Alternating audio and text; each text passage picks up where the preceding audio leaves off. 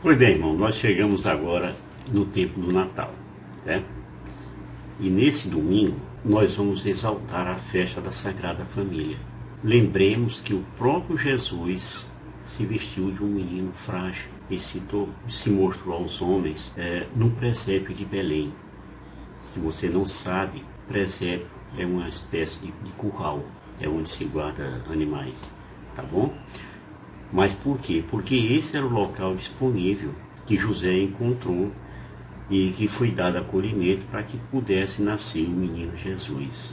Desde o nascimento de Jesus, a Sagrada Família passou por várias situações de perigo, mas venceu todas elas, até que chegasse de volta em Nazaré, na Galileia, certo?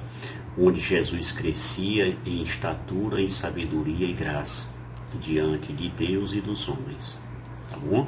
Não esqueçamos de que a Galileia, você já ouviu falar muito desse nome, é muito conhecida como a Galileia dos gentios.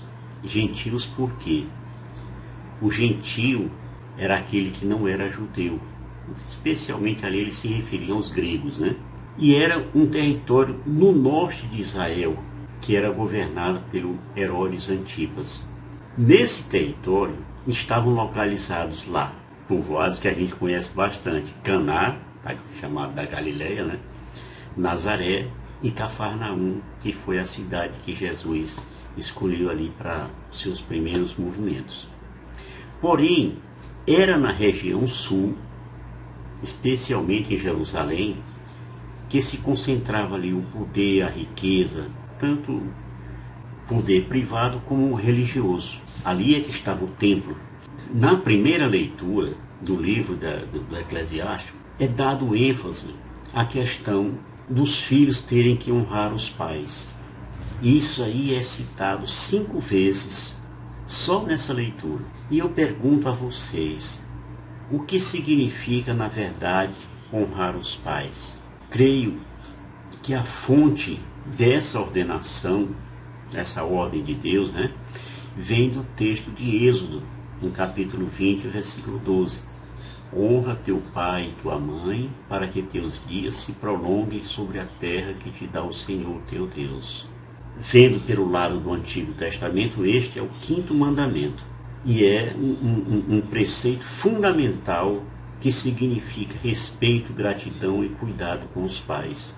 Já na Igreja Católica, ele é o 4º mandamento, né, que diz lá: honra teu pai e tua mãe.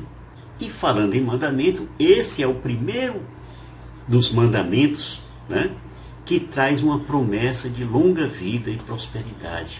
Se você fizer isso, você tem uma longa vida e prosperidade. Entendeu? Honrar os pais é tratá-los com dignidade, ouvir seus conselhos e mostrar preço às suas opiniões, mesmo que você não acolha essas opiniões, esses conselhos. Tá bom? Conversations go over my head. Isolation has an ugly face. Vamos falar aqui um pouco sobre a infância de Jesus. O interesse fundamental das primeiras comunidades cristãs não era centrado na infância de Jesus, né? Aquilo foi deixado para depois. Mas na sua pregação, era essa o centro do que as comunidades faziam. A pregação e a sua proposta de salvação, né, de Jesus já na missão. Dessa forma, a primeira catequese cristã recordava especialmente a vida pública, a paixão, a morte, a ressurreição de nosso Senhor Jesus Cristo. Só depois, posteriormente, houve uma curiosidade sobre os primeiros anos da vida de Jesus. Esse material, ele serviu de base aos evangelistas, Mateus e Lucas principalmente, para que, a partir dele, se refletir sobre o mistério de Jesus e a sua pessoa, a sua origem, a sua missão, a razão da sua presença no meio dos homens. Tá? Mateus situa nos dias do rei Herodes o Grande, no caso narrado nesta liturgia. Herodes nasceu em 73 a.C., cerca de 2 anos após o nascimento de Jesus, ele morreu. Ele tornou-se um rei da Judéia, num território ali que era dominado pelos romanos, mas ele não era romano, ele era judeu, em 40 a.C. Mas a partir daí ele foi recebendo dos romanos o poder sobre outros territórios, até que ele passou a reinar sobre toda a Palestina. Herodes ele construiu grandes obras que o distinguiram como um grande construtor. Realmente ele fez muitas coisas. Mas por outro lado, Herodes ele é lembrado como um rei cruel, né? E que ele não media esforços para defender o seu reinado. Pelo poder, a ponto de mandar matar membros da sua própria família e de autorizar a matança dos inocentes, que você já deve ter ouvido falar. Naquela época, todas as crianças com menos de 2 anos, ele mandou matar, porque entre essas crianças deveria estar Jesus. A gente vai ver esse assunto já já. Esse relato, ele está em Mateus, no capítulo 2, diz assim: vendo então Herodes, que tinha sido enganado pelos magos, os reis magos, né? Ficou muito irado e mandou massacrar em Belém e nos seus arredores todos os meninos de 2 anos para baixo, conforme o tempo exato que havia indagado dos magos. Isso aí era o cumprimento da profecia de Jeremias, como a gente lê. Em Ramá se ouviu uma voz, choro e grandes lamentos. É Raquel a chorar seus filhos, e Raquel a chorar seus filhos não quer consolação, porque já não existem. Realmente, Herodes foi informado pelos reis magos de que em Belém, terra do rei Davi, tinha nascido o rei dos judeus. Isso aí fez ele ficar muito zangado. Então, sabendo da ira e das intenções do rei Herodes, um anjo do Senhor apareceu em sonhos a José e disse para ele: levanta-te, toma o menino e sua mãe e foge para o Egito.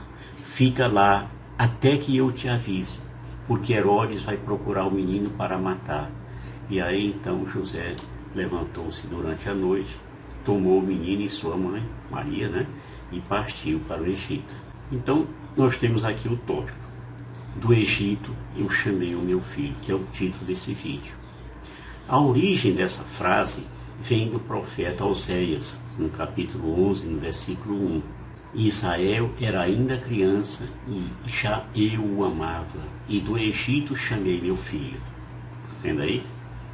Isso aí claramente se referindo ao povo de Israel sendo libertado do cativeiro do Egito. Mas aí Mateus usou esse texto para mostrar que Jesus, ao ser levado para o Egito, para escapar de Herodes, foi chamado de volta após a morte de Herodes, se tornando o novo Israel, o verdadeiro Filho de Deus. Tá? Para se cumprir essa profecia messiânica de forma plena.